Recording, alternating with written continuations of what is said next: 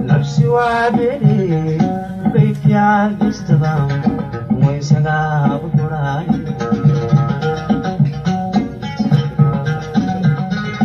أنا daroogada nolosha waxbarashada ama nolosha kale in qofka dhalinyartiisa baro ka dhacday ayaa waxa jirta in wasaaradda arrimaha bulshada Norway ay bilowday in ay arintooda wax ka qabato iyadoo bilowday isla markaana dad khubar ah u saartay in la soo daraasadeeyo sidii arintooda wax looga qaban lahaa waxay ka soo saareen arinta warbixin ka kooban qaybo kala duwan warbixinta waxa isha soo mareeyay oo soo akhriyay isla markaana isku soo dubariday nuxurka ay xabaarsan tahay inay si fiican runtii ugu kuur galay Jamaal oo halkan agteeda fadhiya runtii marka hore baan jecelahay Jamaal ku soo dhaweeyo aan iraahdo bal warbixinta horta marka horeba noogu yar noqo baahidi keentay maxay ahayd ama mashruucan ama hawshan la galaba aad iyo aad baad u mahadsantihiin waa saan rajaynayo halkaad ka daawanaysaan ama ka dhageysanaysaan waa maqal raadiyo oo barnaamijkeena arrimaha bulshada oo aad iyo aad bay u mahadsanyihiin walaaladeda hareeraha fadhiya Shakuur heer sare iyo Mahad Bashash dhammaantiin baad mahadsantihiin waxa kale oo mahad celinayaa daawadayaasha ama dhageystayaasha raadiyo maqal laantii ma suura galeen barnaamijkan aad iyo aad baad mahadsantihiin haddii aan dib ugu noqdo su'aashaad weydiiseen heer sare waxa weeye waxa keenay hawshan waxa weeye inta qof kasta oo Soomaali oo degan magaalada Oslo ama Oslo yimid wuxuu og yahay in dhalinyaro badan oo Soomaaliyeed ay arrimaha daroogada ku mashquulsan yihiin Soomaali kale ma oran karo laakiin waxa weeye dhalinyaro badan oo wadanka Norway ku dhaqan laakiin dhalinyartaasi waxa la ogaaday dadka u badan inay yihiin carruur Soomaaliyeed oo inta badan iibiyo daroogada ama xashka loo yaqaano oo aad markaad maraysid meesha loo yaqaano ma garanaysaa hadday noqoto centerka Greenland boosta horteeda hudheelka dheer agtiisa meesha la yiraahdo Oslo Plaza dhulkaas oo dhan waxaa jooga dhalinyaro badan oo Soomaaliyeed oo baasha daroogada iibisa marka wasaaradda u qaabilsan arrimaha bulshada ee wadanka Norway ayaa waxay codsatay dalab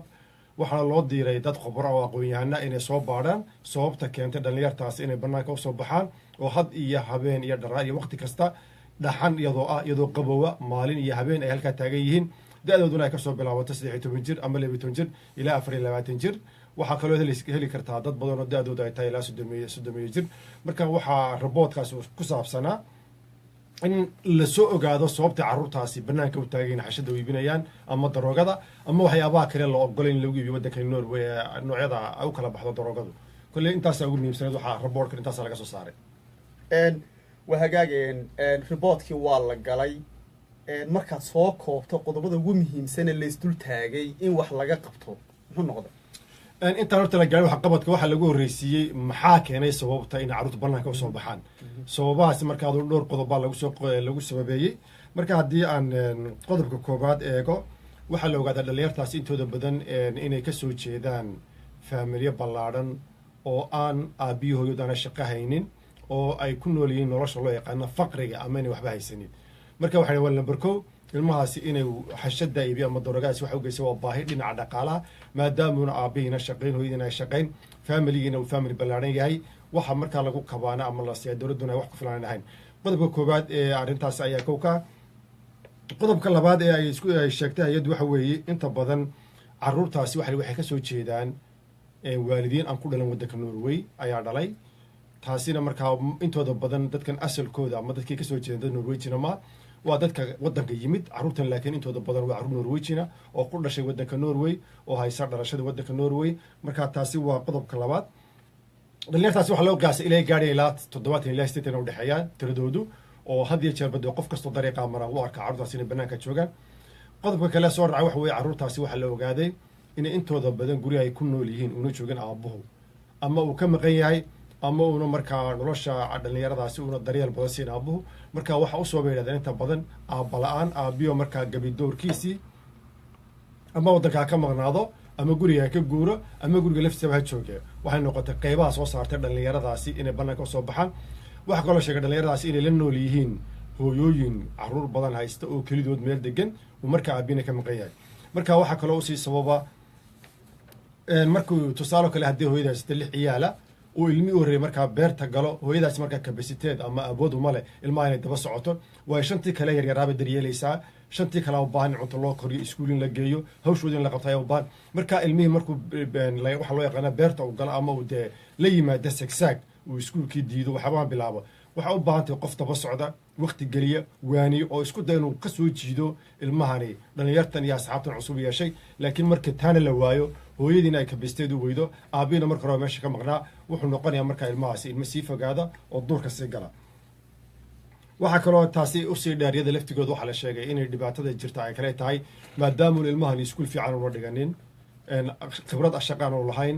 loona diiwaangelinayo qof criminaala inuu shaqo hela aad iyo aad ba adkaanaysaa oo noloshiisa cidhiiri bay ku noqonaysaa taasi markaa maxay keenaysaa ilmihii inuu tahay inuu isku dayo inuu meesha dhaqaala ka helo dhaqaala raadiyo dhaqaala raadiskaasina marka dambe ilmuhu wuxuu noqonayaa mid isagoo isticmaalo daroogada oo kana ganacsada taasina marka dambe waxay sii geenaysaa dhibaato waxaa kaloo jirta carruur dhallinyar soomaaliyeed oo kale oo aan waalidkood waddanka joogin oo waalidkood ay ku nool yihiin soomaaliya ama wadamada la jaarka dhibaatadu ka jirto oo doonaya in lacag sameeyaan si ay waalidkooda ugu diraan lacagtaasi oo u daryeelaan oo mas-uuliyaddaasi saaran tahay laakiin waxaa la ogaaday markuu waalidku ilmuhu bilaabo xashadaasi ama daroogadaasi ugu dambeynta laftigiisu inuu isagu isticmaalo marka uu halkaa kaga baxo nolosha oo ay dhibaata kasoo gaadho marka kulley waa waxyaabo badan oo ayay intaasi ku wareegaysaa centraalka waxyaabaha keenay carruurta inay guriga kasoo baxaan ee ay galaan daroogadaasi saan sheegana waxaa bays u ah inay marka hore isiraadaan dhaqaale ka sameeyaan ma lacag ka hela haddaan cabdiraxmaan goormu riboorkana soo baxay bal dadweynaha imika kusoo biiraan doonayna inaan ogaano riboorkan si kastaba waddanka norway ha khuseeyo laakiin haddaad eegto dee wadamada galbeedka lagu nool yahay wuu taabanayaa si iyaguna uga faa'iidaystaan marka goormu soo baxay riboorkan wuxuu soo baxay isla bishan gudaheeda muddo dheerna waa la soo diyaarinayey oo waxa niman khubaraa soo diyaariyey oo ka madax bannaan hay-adda iyo dadkan magarasa dhibaatada haysato oo aqoon-yahaniin oo ka socda jaamacadda oslo iyo highschoolka oslo nimankaasaa soo diyaariyey carruurtii bay booqdeen way waraysteen hay-adihii bay la xidhiidheen marka waxay soo ogaadeen carruurtaasi waxay u soo baxeen ee kow ka ah inay tahay inay dhaqaala raadsiin marka horeysa kadibna markii dambe dee arrintii fara ka baxday meel xun la gashay marka waan gartay haddaan israacsado marka waxaa tahay nin macalina waddankan macalin ka ah halkan ka dhiga dugsiyada soomaalina u badan weliba u tahay macalin hadday noqon lahayd xataa xagga ciyaarahana taan markaa ku weydiinaya waxay tahay bal markaad eegto haddii dhibaatadani soo waajahday soomaalida maxaad is leedahay kalifay iskuulku ama dowladdu wax uga qaban weyday ma dowladdaa khalada mise waalidkaa khaladka leh teebaad is leedahay saaraysa labada dhan kuu kala saaro mahadow waa arrin jirta oo kolley waxaan islahay labada dhinaco qaladkuu ka imanayaa oo dee ilmahan wuxuu u baahan in la daryeelo la xafido marka barnaamijka intaan ku jirno waxaa lena dadweynuhu ka qayb qaataan oo soo garacaan telefoonka qora shaashadda mahad baana mar labaad ku celin doona telefoonkaasi waa dood furan oo qof kastoo soomaaliya oo waddanka norway jooga ama meel ka baxsan oo ka qayb qaadan karo markaa su-aashaada dib mahada ugu noqda labada qaybood mas-uuliyadda waa leeyihin ilmahani waa ilmo yar da-diisa lagu tilmaamay inuu kasoo bilaabanayso 12 jir marka ilmo 12 jirina wuxuu u baahan la daryeelo la dhowro marka haddii waalidkii u waayay kabasiteed ama waalidku gacantiisa ka baxay waxayd markaa inay dowladdu wax ka qabato laakiin kulley hadda weli ilaa hadda waxba lagama qaban arrintaasina waa arrin jirta haddii aan dib ugu noqdo meesha layahda federland ee carruurta ku iibiyaan daroogada ama biriishka oslo waxa weeye meel marka waxaa intooda badan ku bandaan jiray markii hore ilaa 60maadkii dadkan magarasa loo yaqaano nurkumaanka ee norwejinka kadibna markaa isticmaalo mukhaadaraadka waa dadkan mukhaadaraadka isticmaala nolosha ka dhacay hadii jeer irbadaha lagu meedo daweynka qaata marka waa dad caan oo la yaqaano oo la isla ogyahay laakiin marka dambe waxaa ka farcamay dhalinyar badan oo intooda badan ajnabi ah waalidkood kasoo jeeda wadamo kale iyagu laakiin intooda badan carruur yaroo norwejiana marka dhibtaasi waa mid jirta waxaana inta badan maanta arkaysa dhalinyar badan oo soomaaliyeed mahada weliba intaa waxaa usii dheer dhibaatay jirta kale waxay tahay carruurtaasi dhammaantood intooda badan sharciya male sharciyadaasi maxaa keenay sharciyadii way ka dhaceen ma garanayo xitaa ma bogo inuu sharci ka dhacay in kale awood uma hayo inuu lacagta yare la iska bixiyo uu bixiyo awood kale uma le inuu booliiska tagu dalbado ama uu timo wax loo yaqaano dalbado si baasaboorka loogu cusboonaysiiyo ama deganaansho haysto loogu cusboonaysiiyo kadib waxaa dhacda markaa qofkii dariiqa inuu wareego isagoo bilaa sharciya oo sharcigana ka dhacay sharcina aan haysanin taasina waa dhibaatooyinka inta badan keenta dhibaataasi waxaana mahadoo la saadaal la sheegaya dadka carruurtan ka dambeeya baasha usoo dhiibaa inay intooda badan 95% yihiin dad ka yimid wadamada waqooyiga africa oo intooda badan aan waddanka wax sharciga ku lahayn oo bilaa sharci ku jooga marka nimankaas carruurta adeegsada oo intooda badan isticmaala oo dhaqaalo badan ka sameeya caruurteenina waxay noqotay kuwa markaa dabka lagu shiday maxaabada markaa nimanka aan waddanka ma sharci ku lahayn xitaa qaar diid maa la siiyey waddanka sharciga waa looga diiday qaarna waxayba ogyihin in sharciba helayno markaas kuma saqajaabaanbe waxay isku dayeen caruurteenna ka ugaarsadaan inta udhexaysa iskuulka iyo guriga ama iskuulka iyo malcaamadda kadibna waxay helaan caruurtaasi waxay ku raadaan lacagadaan ku siinaynaa lacagay u ballan qaadaan kadibna saasay ku geleen markaa systemka marka waa ilmo inta badan mahadow sida laogyahay sharciga ka dhacay shaqaan haysan waxbarashaan haysan dhaqaalaana ku dhacday marka waa ilmo nolol adag ku jira mahadow waxaa intaa usii dheer mahadow dhibta kale jirta waxa weeye caruurteena dhibta kale si haystaa waxa weeye marka ilmihii lagu ogaado inuu daroogada waxaa gale waa la takooraya waalidkii baa iska eraya qaraabadii baa eriyeysa mujtamacii soomaaliyeed baa eriyaya xitaa hadduu dhulka ma garanaysaa dee ama malcaamadda masaajidka u tago waa lasoo eriyayaa oo wixii sakraankii daroogadii baa leeyahay kadibna taasi waxay keenaysaa markaa ilmihii inuu dhibaato labaad sii fuusho sii fogaado culays kale inuu sii dareemo markuu cid u naxdaba waayo ee dadkii u dhawaay eriyaan ayay dhibaato noqonaysa wax kaloo arkaysa qofkii inuu yidhahdo anigu 5 ciyaalan haystaa ilmahayga lixad beertuu galay markaa ma dooni carruurta kale iga baabi'iyo ee mar raba ha iga maqnaado halkuu magaraysaa dhibta lagala qaybsan lahaa maadu waa mushkilada markaa badan oo isa saarsaaran oo raboorku qeexayo oo aad u fara badan mahado way jamaal su'aal kale ayaduna isweydiin laho badda taalla caruurta waalidka mas'uuliyadooda dayaco waa tahay inta badan laga qaado ama la yidhaha hayad baa la wareegtay ama carruurta baa la daryeelaya xuquuqdooda baa la ilaalin waayey su-aashu waxay dul wareegaysaa carruurtan iyagu suuqa u soo baxay ee dayacan kuwa waalid baaba haystayba kuwan xuquuqdooda dayacan tahay iyaga maxay xuquuq qabooda dowladdu walaaba maada waxa weeye waa ilaa hadda kolley waxaa loo soo diyaariyay raboorkan ama loo dabagalay waxa weeye maadaama wixii baryahan dambe ay soo badanayaan oo siday raboorku sheegaya waxa had iyo jeer dhalinyar cusub baa kusoo biiraysaa wixii way soconaysaa marka way sii fara badanayaan haddana meelaha marka lagu yimi markaad maraysa waxbay iska noqotay waxaa la qarinba oo banaanka dhaliirtu taagan yihiin baashii bay iibinayaan lalama xishoonayaan lama dhuumanayaan kadib marka la xidhana waxaa loo jaraya ganaaxaasina ilmahaasi marka dambe wuxuu gelinaya waxa loo yaqaana inkaasada ama lacag deyn baa lagu yeelanayaa hadhow markuu isocdo baasaboorkii dalbo ama wax qabso dhibaata ku noqon ama shaqa too kale tusaale kale imika waxaa dhacdaa qofku markuu shaqa doonto waxaa dhacdaa waxa loo yaqaano booliiska warqad ka soo qaada inuu rikoorkaagu yahay rikoor nadiifa oo wax dembiye gelin marka lasoo siiya warqaddii waxaa leeyahay qofka waxa lagu soo qorayaa inuu xayshad lagu qabtay inuu kriminaal yahay in deyn lagu leeyahay marka cidna shaqa ma siinayso marka midlaad waxay noqonaysaa gacmaha laga sii xidho oo ilmihii makarasa meel laba u dhaqaaqi waayo marka waa mas-uuliyad dowladda saaran laakiin mas-uuliyaddaas intooda badan waxay saaran tahay oo qofka dee waalidkunba inta badan ku noqonaysaa laakiin sidee kugu muuqata adigu dowladdiina dee mas-uuliyaddaa dayacday weliba qofkii marka la yidhaahdo waa dembiile meel laba ma qaabili karto soo looma barixin qofkaas ama inuu xashiish galo ama inuu halis galo nolosha inuu galo soo lama diyaarin waa fursadda xaggeeda ka furan waxyaaba dowladda lagu dhalin ay kamid tahay inaan carruurta magarasa ajenda u samaynin oo inuu qorshe u diyaarin looga saara waxan ama carruurta kusoo biiraysa ee arrinta soo gelaysa in laga hor istaago marka raboorkan waxaa isleeyahay wuxuu dawo ka hadhow inay ima doonto waxyaaba badan oo magaraysa la qaban doono marka dowladdu waxay ku doodaysaa maadaama waxaan marka hore baaritaan ku samayn arrintan hadda ay cusub tahay inaynu markaa bal isku dayno inaynu waxaan xaal u helo laakiin waa dayacaad cad oo ka timid dhinaca dowladda in ilmihii lagu dayaco oo banaankaa la keeno oo dhibaatadu halkaa ku habsato mid kalena ogowo waxaa jirta qofku de markuu da'da 12 jirkaa soo gaadho haddii qofkii dhalay hayn kari waayo oo gurigooda lagu hayn kari waayo cid kaloo haynaysa way adkaanaysaa systemkuna de waa garanaysaayo waxyaaba badan buna sharciga xitaa saamaxa inuu ilmihin la xidhan lama ogola oo sharcigii baa diidaya siyaabo badanba markaa laysku day in loo xaliyo laakiin inta ugu badan waxa weye maadaamuu qofkii dhalay ilmahan hayn kari waaye cid kale in haystaa mar walba aad ba adkaanaysaa waxaana ugu wanaagsan ilmuhunu meel ku korbo guriga hooyadii aabuu degan yihiin halkaas marka hadduu meesha waayo ilmaha noloshiisa iyo mustaqbalkiisa waxay noqonaysaa mustaqbal aad iyo aad u madow oo adag bay noqonaysaa inta mustaqbalka ka noqonayso ilmiha baahi ay jirto baahi lacageed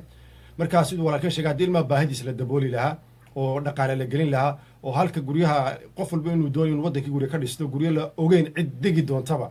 way wadankii cid socotaa ma jirto inta badan marka intii halkaa lacag la gelin waxaa fiican ilmaha in lacagta la geliyo oo la dhaqaaleeyo waayo haddaad adigu ilmahaaga barbaarin weydo waa lagu barbaarinaya marka dad baa barbaarsanaya oo korsanaya kadib ilmahani muuqaalaha uu ku egyahay waa ilmahaagi magacaagi wata laakiin mentality iyo maskaxdu qofka oo bilaadanka wax ku qabto qofkanu markaa noqonaya marka waa arrin walaalkaysuu sheegay waa ku raacsanahay waana sax in waalidiintu kow ay ka tahay oo intaa dowladda aan lagu cararin waa inta badan waxaa dhacaysa si walaalkeen sheegay dhib marka dhacday dowladda lagu cararaya horta adigu xisaab marada isku eg shaqaadii ma qabsatay aabbaatay soo maha shaqaadii ma qabsatay waa may soo maha hooyaatay shaqaadii ma qabsatay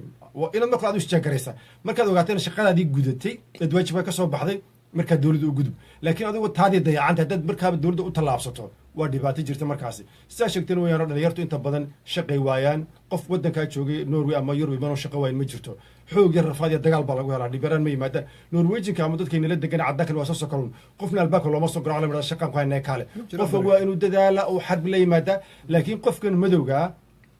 Soomaaliga muslimka waxa laga waqti inuu ku dheeraado laakiin damar waqti ku dheeraado sugan waqtigan ka baxday laakiin xashiishad iyo dambi qalad ku sax noqon way haddaad magaraysaa waxa loo yaqaan sal madrisaaniga haddaad qalad ku jira ma dhibaato ku jirta dhibaato kale ku sii saxdin waad sii fogaanaysaa markaasi marka waxa uu qofku inuu dhibaatadan ama ilmi training har loo raadiyo waxa kaloo miima markuu ilmaha 6 jirkii doonay inuu training job sameeyo ama uu meel practice ku sameeyo shaqo soo qabto ilmaha hadday ku adkaato in waalidka xitaa la raadiyo oo fursadii la doonto oo xafiisyada tagu yiraahdo ilmahankaas wax la qabto laakiin haddii iskuulka lagu daayo iskuulkina waxa laga yaabaa inuu markaaba hore wax ugu waayo kadib maxaa markaa mar walba soo baxaysa inuu roolkii waalidku meesha ka maqan yahay wax kale soo baxaysa inamada markay tahayba siiba inamada inuu roolkii aabuhu 99% uu meesha ka maqan yahay aad iyo aad meher sano maxaad ku daraysaa aad iyo aad adigu intaad adiga aad eedi lahayd ama aan ku eedi lahaa horta guriga aan eego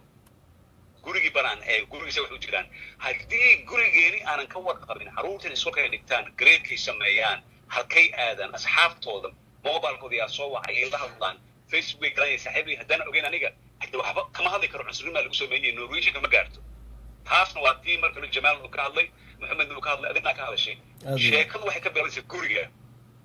guriga laakiin haddii dhaqankii ahaa gabar tuula waa laga kaxayn karaa laakiin tuulada lagama kaxayn karo oo mentality ama aqligii tuuladii aan ka imid ee Soomaaliya aan wado Norway kama shaqaynayso kumalihi Norway markaad timaadid maafka qamriga waxa laga qamricado kaniisada kumalihi cid kula hadlaysa ma diintaada samayso waxaad samayso laakiin wadanka wuxuu leeyahay sharci kala dambeyn waad raacaysaa wadanka daacad u noqonaysaa wadanka qofkii dhibaato gaarsiinayo waxaad u samaynaysaa hadda ugu daran oo la soo dhoofiyay deportation lagu sameeyay laga soo dhoofiyay Mareykanka waa dad dhalinyaro oo meesha hal sano iyagoo jira la geeyay laga soo dhoofiyay wadanka iyagoo 7 jira sababtuna waxay tahay wax dambi oo isla haayeen dhalinyarnimo qaarday ayay ku kaceen tiya ka daba tagin marka dhibaatooyinkan hadda droogada muqaddaraadka ee Norway ka socda ma ahan wiilashan in ay ka kartiyar yihiin wiilasha Norwegianka waa guriga lagu laabanaya marka qoyska hadii laga dhaadhaciyo guriga bal lagu laabtay hal eego aabihii hooyadii aabaha hooyada waxay isu guursadeen ma jacayl isu guursadeen ma isisiiyeen maxaa ka dhashay hadii meesha ka bilaabantay laakiin Norwegian government iyo dowladda Norway dadka reer Norway shaqo ay ku leeyihiin mal waa anaga gurigeena aan ku laabana aan eegna kadibna si aan isu xilin waan sameeynaa okay Cabdinaasirow aad iyo aad baan kaaga mahadcelinaynaa waqtigaaga qaaliga aad noo hurtay mar walbana waa jecelnahay inaad waqtiga markaad noo hayso barnaamijyadan kale aad nagala qayb gasho aad baan kaaga mahadcelinaynaa waa mahadsantihiin dhammaantiin Jamaal Maxamed adiga mahad aniga taageero weyn baa idinahay markaad soo gashaan Facebook waa ii soo booda waan sheergaraynaya asxaabteeda kalena insha Allah wala socodsiinaya topigan waxyaalahan u baahanahay Soomaalidu waxay tiraahdaa wax isweydiin ma xume wax isweydiin isweydiino let's talk marka la hadlo hadda waxa laga yaabaa hal qof ama hal qoys Soomaali ah ka faa'iideeyaan oo hadalkeena anagoon siyaasad gal wax gal marka aad u mahadsantihiin shaqadan sii wada insha Allah aad baan kaaga mahadcelinaa Cabdinaasir Jamaal waad markaysaa thank you Cabdinaasir Jamaalin waqtigii lagu dhow yahay waa macallin kale macallimiintu iska sharaxaad badan yihiin raalaha laga hawo raalaha noqdo dadka wada idaacadiina way soo dhowdahay waqtigeedii waqti yar 5 minute baa haray Jamaal waan kugu soo noqono Cabdinaasirna waad maqlaysay dhowr jeer wuxuu ku celceliyay qoyska ha lagu noqdo ha la soo dhiso warbixintan markii la soo bandhigayay miyaa loo yeedhay dad Soomaali qoysasa oo dadka miyay ka soo qayb galeen fikirkooda miyay dhiibteen miyaa la dhagay Assalaamu calaykum ku soo dhawow walaal maqal raadiyo maad la socotaa barnaamijka وعليكم السلام ورحمة الله وبركاته ها والله سعد والله أنت وجودن بيسيبان بس سعدي لكن صدق أنا أخري وحو كسعدي وحو كسعديها aad iyo aad soo dhawow waada waxa halkan fadhiya magacaaga ku bilaabaya iyo meeshaad ka soo hadlayso خضرت ديري ورسماء فلبنار وأوشلو khatra walaal soo dhawow Cabdinaasir Ismaaciil baa mar dhawaad khadka ku jiray waxaad malaynayaa dhageysanaysay walaalkay heer sare Jamaal yaaniga maxaad ku soo daraysaa barnaamijka aad ku kordhinaysaa waxaan ku soo dari lahaa maxay heetay waxa ka dhawaajin intiina badan waxa jirta xaquuq ay leeyihiin inamada Soomaaliyeed ama abayaasha Soomaaliyeed in ay tagaan maxkamadaha oo ay la doodaan ilmahooda inay arkaan way jirtaa xaq bay u leeyihiin in ay tagaan oo ay maamadan kasoo qaataan waxay xaquuq ugu leeyihiin carruurta yaryar laakiin intooda badan waxay eexaystaan lacagta kaga baxaysa looyarka iyo maxkamadda taasina waa ayaan daro inay jeebka eegaan halka ilmaha ka eegi lahaayeen way jirtaa marka maxay ahayd waxaan odhan lahaa aabayaasha soomaaliyeed halka ilmaheena ayn badbaadine jeebada ha eegina ilmaha eega maamadana ha eegina ilmaha eega hooyooyinkana sidoo kale markaasaan ubad badbaado helaynaa insha allah aad baan kaaga mahad celinaynaa khatra waanan u baahannahay taladaada ood mahadsan tahay walaal insha allah walaal khayr badan baan idin rajeeyay halkaa ka haya biidnillah aad iyo aad maasha walaal haye asalaamu calaykum وعليكم السلام jamaal haye laakiin su-aal buu weydiinayay wuxuu yidhi ma su-aashaada ugu celisa maxay heer sare su-aashaadaan ku celiyo horta khatra weynu saxaynayeen arrinta maxkamadaha maynaan ka hadlayna dabcan mawduuceen waxa weeyaan dhalinyarta dayacan iyo sidii wax looga qaban lahaa iyaduna mawduuc aad muhiimay ka hadashay iyo waliba magaaladan Oslo oo daroogadii kusoo badatay dhalinyaro yaryarna ay mawduuc ay tilmaantay waa mid u baahan isagana in mar kale laga hadlo oo runtii aad iyo aad loo dabagalo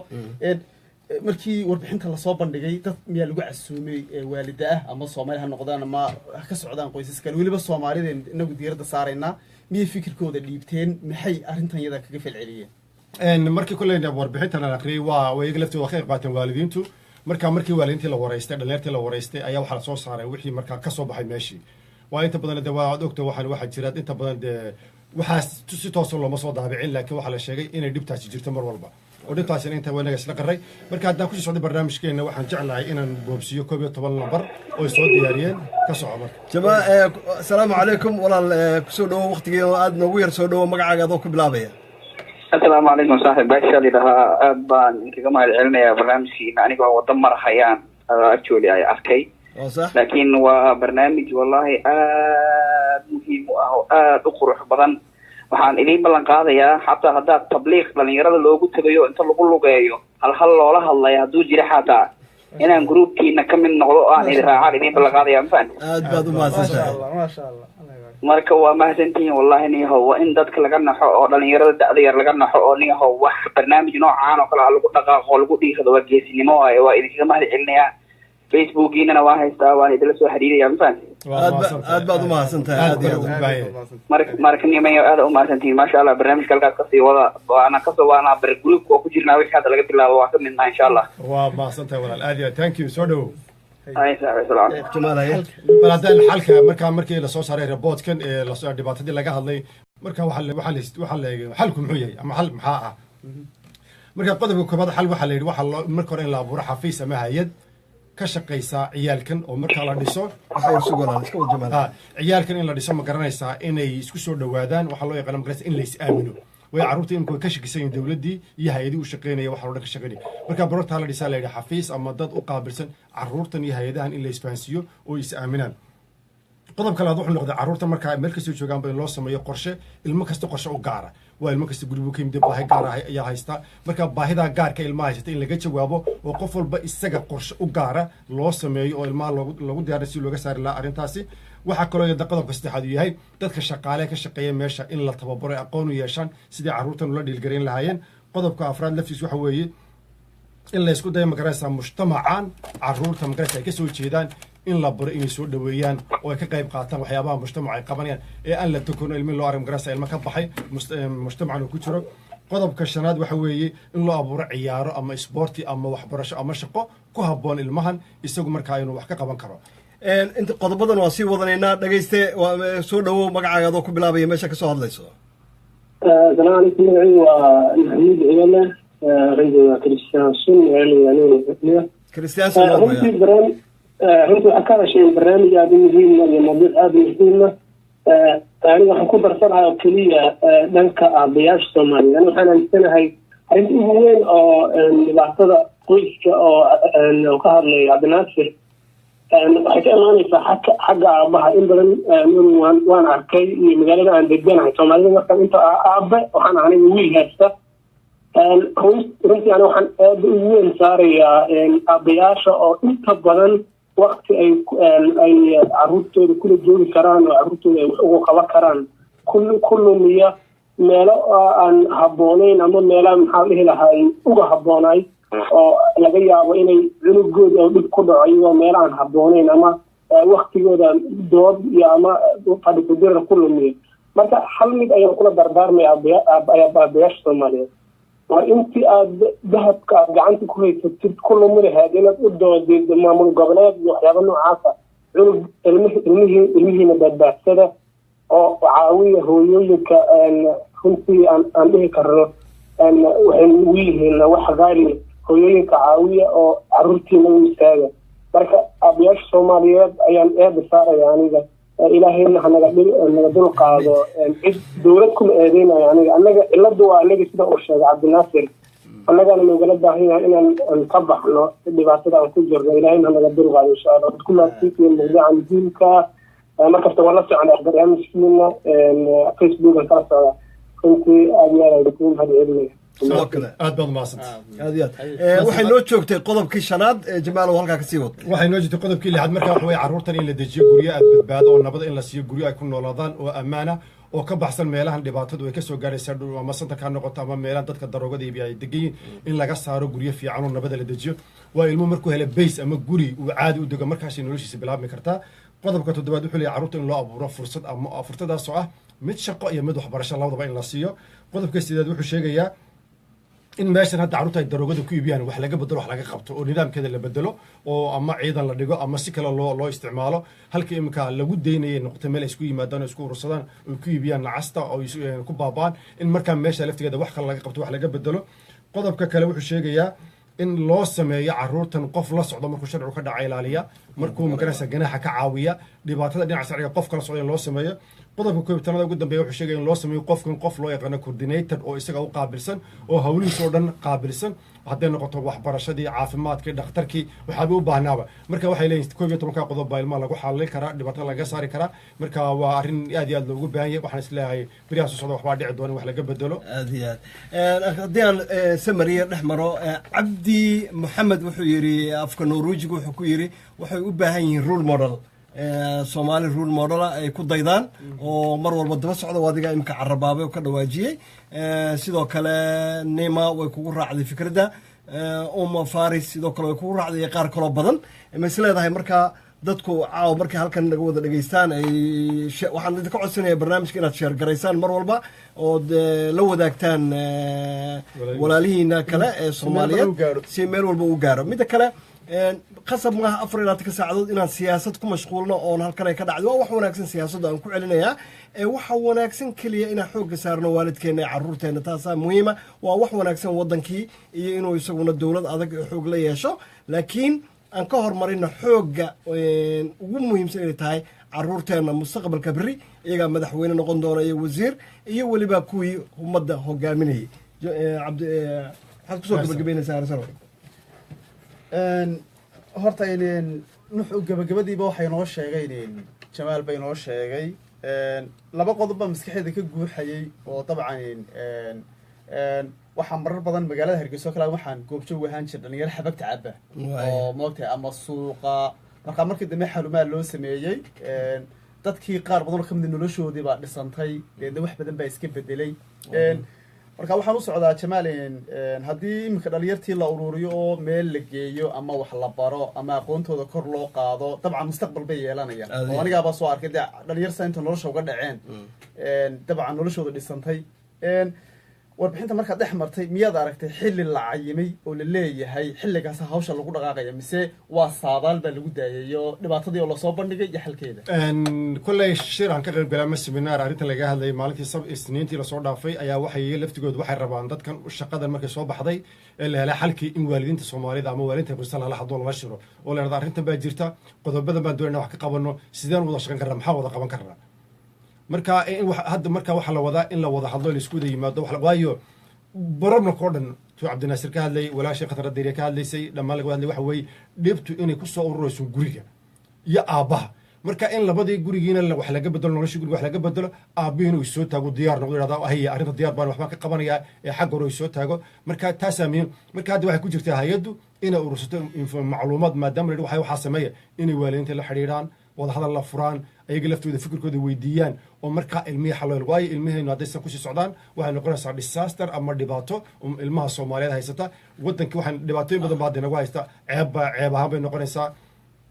qof kastoo meesha marya wuxuu ku leeyahay dadkii Soomaaliya xagee ka dhaceen aw ururadii aw dadkii carruurtan dhalay meesha taagan waayo meesha oo dhan ba inaga hadda qabsanay sida inta badan markaad suuqa martad arkaysa marka ceebtaas aan uga baxno ubadkeena u badbaadsano waxa weeye inaynu waalid ahaan siba aabayaashu inay banaanka u soo baxaan oo carruurtooda wax la qabtaan waayo mustaqbalkoodii waa ubadkooda ninka ubadkiisu qasaaro noloshiisuna way qasaartay waa maasantihiin su'aal qof baa ku weydiiyey xabagii makola ha waqooyigana waxaa laga yidhahdaa xabag koonfurtuna waxaa laga yidhahdaa koolo waad ku mahadsan tahay aad iyo aad qof kalena wuxuu sidaasoo kale ku weydiiyey khatra waxay tiri aad baan kuugu raacsanahay ayay halkaa tiri walaalayaal sidaan idiin sheegay waan u baahannahay taladiina ummadani waxay horumar ku gaartaa fikradaha kala duwan in la wada wadaago oo la ismaqlo ta ugu daran ee soomaalida anigu kula talinaya ama Norway ha joogaan ama qurbaha ha joogaan haddii macluumaad laydii weydiinayo oo soomaalida la weydiinayo yayna markiiba boodin waa waxaanu aragnayna maxaa soomaalida kaliya loo eeganayaa maxaa soomaalida loo haystaa hadda waxaa la yidhi kaalaya soo baxaan wada wadaagna sababta keentay in carruurteennu ay dariiqii ugu caansanaa magaaladan Oslo ay daroogada ku iibinayaan qof iska gabanayana malo cabdinaasirna wataa halkaa ka dhawaajiya macarrabaabay muhiim waxay tahay inaanan eedayn dadka marka la yidhahda kaalaya maxaa annaga naloo eeganayaa maxaa naloo raadsanayaa inaanu dhihina anu u bareerno xanuunka oo ninaano runtana wayna taabatay wayna jirtaa waana doonaynaa inaan ka dawoobno sidaa uu yidhi walaalkay uu yidhi dee qofku markuu alcoholic baan ahay yidhahdo buu dawoobaya marka haddaan rabno inaan dawoobno waa inaanu eedda iska dayno iyo gaalaana eryanaysa iyo annagaana la necab yahay iyo soomaalida la necab yahay cid ku necab male meeshan waxaad ogaataa adigaa iskeenay cidna soo casuumtay male Norway aniga lama soo casuumin adigana laguma soo casuumin walaalahayna lama soo casuumin annagaa nimid markaa nimidna eed baanu sheeganay ama qaar baa waxa ku nimid inay u yimaadaan family union whatever laakiin nalama soo casuumin marka waa inaan runta isku sheegnaa oon wadaagnaa ha dhibsanin xanuunka markaad xanuunka aragto haddaad halkan oo ku xanuunaysa halkan daweyso dee waxa weeye mar walba sidaa dhibaatada 26 sannadood waddankeennii iyadoo halkan xanuunaysa halkan daweynayeen maanta laga yaabaa inay u roonto nabarkii daweynayaan marka macallinku wuu ku mahadsan yahay jamaal taladii ugu dambeysay maxaad usoo jeedinaysaa ummadda soomaaliyeed taladii waxaan soo jeedinaa ummadda soomaaliyeed kolley hadalkii waa soo dhammaynay intoodii badneed waa laga hadlay marka waxaa leeyahay dhammaantiinba ubadkeena aan daryeelno danteena aan raacno ubadkeenaas waayo hadduu aniga ilmahaygu wanaagsan yahay oo ilmaha kale wuxuu waa ilmahayga oo kale marka yaan la isku halin loodhan aniga ilmahaas anigu ma dhalin ilmahayga ma waa ilmo soomaaliyeed waa ilmo waajib bay naga wada saaran marka hadday noqoto cid kasta oo soomaaliyeed oo isle waxbaa ka qaban karta si walaalkeen imka sheego kale haddii arrintaa lagu tabliiqayo oo ciyaalka loo taga diyaar baanu ahay marka inagunbaa wax ka qaban karna cid kale wax ka qaban kartaa ma jirto walaa boolis waxba ka qaban karin walaa hayad waxba ka qaban karin waxay wax qaban karaan hayadu marka inagu la shaqeyno aan garab istaagno way carruurtan dhaqankoodii baan fahmaynaa diintoodii baan fahmaynaa luuqadoodii baan fahmaynaa baahidoodaan fahmaynaa marka unba wax qaban karnaa marka walaale waxaan ka baryaa dhammaantiinba soo baxa guryaha ka soo baxa ubadkeena dayacan ee barafka iyo qabowga banaanka taagan aynu wax la qabanno oo aynu arrintaa wax ka bedelno waxaana rajaynayaa muddo yaroo kooban inay santarka Oslo ama meesha Oslo horteeda meesha lagu iibiyo ay nadiif noqon doonto carruurteena laga waayi doono insha Allah bilmillaah karim taasaan rajaynaya aad baad mahadsantihiin dhammaantiinba cabdishakuur heer sare macallin jamaal mahad iyo jamaal waxaan xasuustaa allahu naxariistay abwaan geeriyooda la yidhaahdo cabdi iidaan faarax waa gabow lahaa waxaa ku jirta haddii mirir duushun la dhayo madaxda hooseyso ogobay ninka mudan tahay meesha damaqdaaye imika haddii mirirkaaga saas dusha loo dhayo noogu celi bal noogu celi haddii mirir dushun la dhayo oo madaxdu hooseyso madaxdu guntida ku jirta waxa weeyaan waa caabuqan iyo waxaan xagga hoose ku jira yani haddii dhibtaan la gaarin ogobay ninka mudan tahay meesha damaqdaaye qofka diyaxnaanasa meeshu isagu baa dareemi karaa marka inagu weliba de markaan magaaladii Oslo joogno dabcan uu qofku arkayo dhibaatadii naxadin iyo fajac iyo firiir bay ku haynaysaa maalinta la xaliyana wanaag iyo farxad iyo rayn ayadana lafteeda haanaysa marka qodobkeen mar kasta ku soo gabagabeena waxa weeyaan qofka Soomaaliga hays ogaado maxaa ka qaldan qoyskaaga adiga naftaada qofku markiis ogaado adoon cid kale baynaan eersan ba ma hadiyo Jamaal say sheegeen bay isagoo qofku cid kan naba ka aan eersan ay isweydiin kara adiga maxaa ka qaldan intaad kaliya qol soo xidhato markaas deedna xalka saxda marka dadku inay ka qayb qaataan ama wacyigelin ama in xog la wadaago in laisu yimaado in aad iyo aad arrinta loo sii rogrogo annagu dadka waynuu furinay waa hawl aad u ballaaran laakiin waa xil dadkao dhan ka dhexeeya aad iyo aad baan idiin salaaminaa cabdinaasir ismaaciil oo ah tabaruce halgame aan u bixinay oo bulshada mar dhoweyd mar walba la wadaaga ummadda soomaaliyeed meel walba joogana ku xiran yihiin isna aad iyo aad ayuu u mahadsan yahay waanan ku casuumi doonaa insha allah waddanka norway magaalada oslo maqal radio mar dhow waxaa bilaabmi doonaa inuu sanad guuradiisii 6aad geli doono kugu casuumi doono macalin jamaal isna aad iyo aad buu mahadsan yahay oo habeen walba tabaruc ku geysa anigoo mahada oo halkan xagga farsamada qaabilsanaa ayaan waxaan jeclahay bal xagga iyo dumarka inaan u leexdo iyagoo eedaynaya ragga ayaan hees yaroo macaano qaado kaltuun bacdo dhadhamada ninka jecelow ayaanu markaa isleeyahay bal dumarka u yaro naxariiso ha yaro eedeeyaan ragga sidaa iyo nabadgelyo habeen wanaagsan dhadhamada ninka jecelow waa kaltuun bacdo dhegaysi